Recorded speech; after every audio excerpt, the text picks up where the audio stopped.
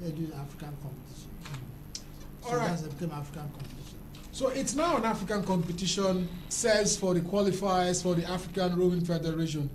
Okay, so that's a good one. So when are we starting this competition? When are you starting this competition, or when is it starting? For the competition, they're going to start in July 27 to August 1st. All right, so bookmark that day, July 27 to August 1st. That's next month. But the preparations for the competition is properly going to start very soon. Of course. All right, you can call us on this number. Admiral Porbeni is with us live and direct in the house. You can call us to share your thoughts on with him and ask him any question. We noticed you're wearing FBI Porbeni and 2-star on your hat. So tell us about this one. Well, FBI just my initials. Okay. One of my daughters tried to make a cap for me. Oh. And of course, 2 stars. I retired as a 2-star general. All right. As of today, as the FBI and 2-star. All right. So what's the highest level in the military? Is a 5-star general. Yes. 5-star general. All right. We have somebody who might want to speak with you. Hello. Good afternoon. Hello. All right. The numbers are on your TV screen. You can call us to share your thoughts and ask him any question. So let's talk about rowing in Nigeria and then rowing in Europe. You've actually done a lot trying to bring Nigerians in diaspora to come and represent Nigeria. Tell us about this pursuit. The fact is, before now, rowing was not known in Nigeria. Though rowing, I've been panicking all along. And that. Hello, good afternoon. Hello. All right, go ahead, sir. And so when I brought up, we had rowers like my first Olympic in London. We had Jonathan Kiemi, yes, who is London based for the London team for inside the row for his motherland. So he represents us in the London Olympic. Then for Rio, of course, we had Jonathan Kiemi and also. Akiemi? Yeah. Representing Nigeria? Jonathan. Okay, Jonathan, yes, okay, yes. And then Sherry Coco, who is from America, medical doctor, medical student, and then she represented for the rowing, while Jonathan represented for the slalom, that one ran rough weather, rough water. All right, we had an exclusive interview with the president, in fact, the executive body of the International Rowing Federation paid a courtesy call on Ambassador FBI Porbeni in Nigeria. Let's take a look at that interview, and then when we come back, we'll ask him some more questions. Don't forget, you can also call and ask him questions about international rowing. Or any question you feel you want to ask him. He's live with us in the studios. You can ask him any question. The facility manager of the International Canoe Federation, Mr. Sebastian Eru Kantiran, has paid a courtesy visit to President of the Nigerian Rowing and Sailing Federation in Abuja. Welcome everybody, especially our guests, Mr. Sebastian, who made all of Switzerland from -5 degrees to 13 degrees. Yes, so I will have to some over here. Thank you, welcome. I appreciate your visit. Thank you very much. Of course, our conductor manager, our come and help us to ensure that our sports come on better speed. Thank all of you. And of course, members who are here, thank you for coming and to go. We shall make a better use of our sports. Thank you so much. It will be a pleasure to help to develop and continue working that we see that your federation means really well, and then we just contribute a little bit to push a little bit more in front. The meeting will see officials of the International Rowing and Sailing Federation provide training and support in the forthcoming Ambassador FBI Porbeni Rowing competition billed on May 15th in Jabi Lake in Abuja. The FBI Porbeni Rowing in Abuja is gradually becoming a marquee rowing event, not only Abuja, but also Lagos. Ambassador FBI Porbeni led Team Nigeria Rowing to our first ever rowing competition at the Olympic Games and won a medal at the All Africa Games in Algeria.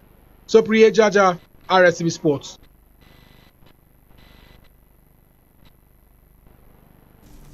All right, so we're talking about rowing, international rowing, and we have the president of the Nigerian Rowing, Canoeing, and Sailing Federation with us live and direct. I flew all the way from Abuja yesterday, so I want to say a very big thank you for coming from Abuja to the studios. So let's talk about this one. It's now serving as a qualifiers, is it?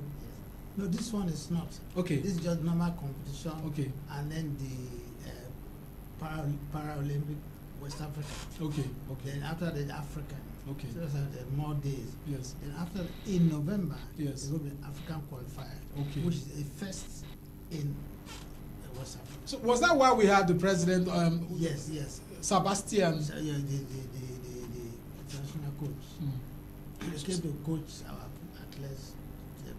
Some of the technique, something they should do, which is very, very good. Okay, you are a draw, and I mean I'm also a draw, and then the question is, why do we draw people like water? Let me ask you that question, because we have an interview with you. We talked about the draw people and water and rivers and stuff like that. Well, as you can see, our terrain, you adapt to your terrain. Adaptation, any animal adapts to the terrain and survive. To survive, you have paddle canoe from one place to another. You have paddle canoe to school, paddle canoe to church. So therefore, that's my hacking. And when paddling, that becomes your instinct. Okay. Like people say, make joke. I heard that when a job will have a job, when they born a child, they throw the child into the water, and the child will have to survive for some hours. I said, no, not hours, days. I said, no, it's not days. It can't be possible. I said, when you ask the question, I put a child for water for hours. It's not possible. Not that, it's just adaptation, because they're not afraid, they're not scared. Like another person, no water, scared to get into the water. Okay, let's take a listen to his interview we had with him exclusively on rowing and his career in Navy, and of course the Ijaw stuff. Take a listen to it.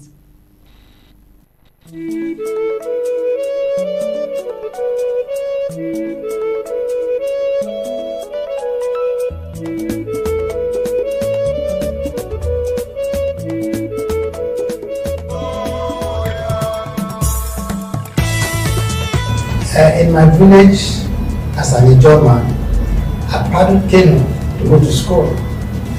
I paddle canoe to go to markets. So therefore, paddling and canoeing is, I am born with it. Like someone asked me the other day, I had Ijaw people to put their babies in the water for some days, for some hours. I said, no, not for hours, put them for days. He said, no, it's not possible. Well, you said so. That's not possible. They are true to it. Like, it's something like Akin draw. Coincidentally, I handle the Canoe Sailing Federation, and another German, a guy, handle wrestling. These are a job who was a passion, wrestling, canoe. So we handle, and the passion I have is luckily also in the Navy, of course, rowing and canoe. And so it was just blended with my seamlessly when I was elected president of the rowing, sailing, canoe.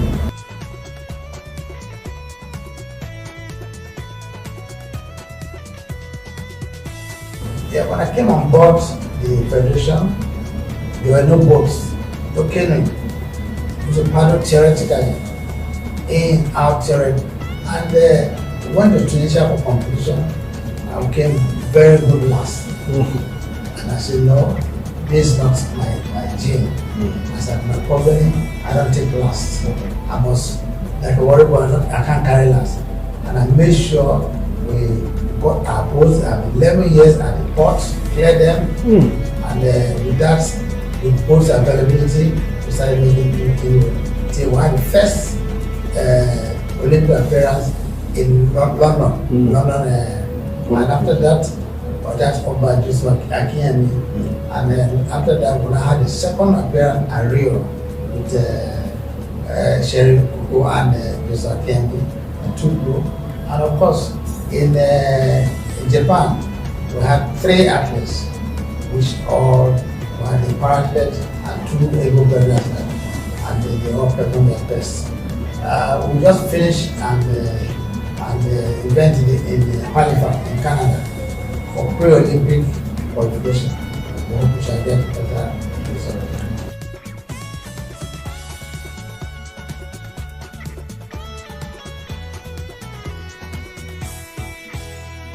when he wants results, he finds a way to go about it. I go to the waterfront in Lagos, Bondo waterfront in Port Harcourt, and then the canoe boys who can swim and who can know how to paddle canoe, I bring them on board and then fine-tune them to technical rowing and canoe. Like my champion to my African champion today, Ayobide Bello. I brought her from waterside in Lagos. Today, she's starred in her village. She's done very well, building house for herself. She's done very well for herself. So therefore, I go through the nitty-gritty and get on board. You know, if you have a passion for something, you have to go about how to get the funds. Yes. For example, I cannot, the government of the day will do its best by providing a enabling environment. Yes. I have to provide personally collective friends to what I'm doing. For example, I have a company, mutual insurance, who I've done so much for. I have people like Glow, by my contact, done it for. I also have the company of Yanadima, who funded us to go to America for one of our sports. So it's just using what you have to get what you want. It's using, like any child whose parents are not there. If I had the user intellect to go to get scholarship or do some hard work, you don't wait and say, cry, I don't have money. You have to do something. Like the track in Ajabile, I funded it 100%. And it's there with the major track we have today in Nigeria. That day was funded by me.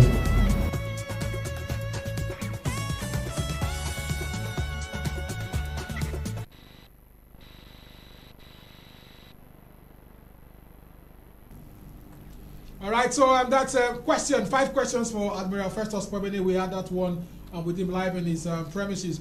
So let's talk about your relationship with Victor Agali, the president of the Nigerian Wrestling Federation. He's also a German like you.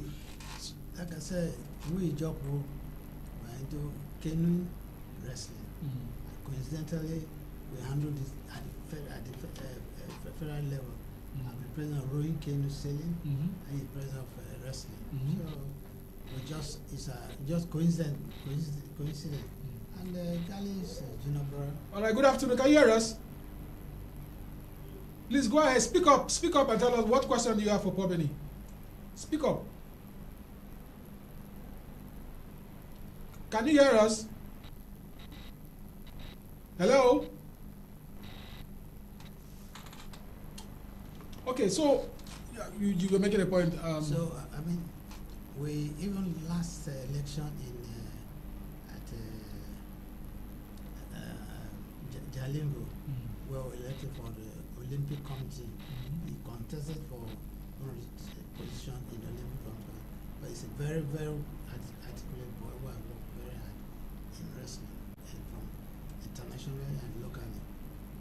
He was defeated, but some little margin. It's very hard-working boy. So let me ask one question. I mean, you're in Nigeria. You currently experience what is happening in the country. What's your thought about Tinubu? Are you happy with his performances so far? Maybe 1 month. Well, 1 month or some weeks, he had performed as someone who want to do a job. He landed just running, not waiting. Hello. Good afternoon. Good afternoon. Good afternoon. Can you hear us? So okay. So you okay? How do you rate President Tinubu? I rate very, very high, very high, because I mean I was one of those who handed over power in 1999 to him, or governor of Lagos State. Lagos State was lower than Port Harcourt, where General Abacha removed all the ministries, all the embassies. So houses were in Lagos State was cheap and almost inconsequential. Today, Lagos State is now ranking about the 5th largest economy in Africa, where we were almost nothing. So any man who can do that to a point, I know that he can do something for the country. And he prepared in mind for the leadership of the nation. He worked very hard towards it. Hello? Yes, good afternoon. Good afternoon. Help me take Tinubu. What's your name? What's your name? He said you said you should help. You should tell Tinubu to reduce the fuel price. We're discussing behind the scenes about this one. He said you should help tell President Tinubu to reduce the fuel price. What do you say? Well, for me, he cannot reduce the price. It's not depend on market forces. Okay. We don't know where we peg it, and our fuel is the cheapest among all the oil producing countries in the world. Right. That shows that we're very cheap, and we didn't bother about it. Some of us buy so many cars, big cars, but today we're going to conserve them. All right. Okay. Well, this let's concern ourselves to what we are. Let's look at the African Nations qualifiers coming up tomorrow. Nigeria against Sierra Leone. Egypt have booked the place for the next Nations Cup. They beat Guinea. Let's take a look at that Egypt against Guinea match. And when we come back, we'll still talk about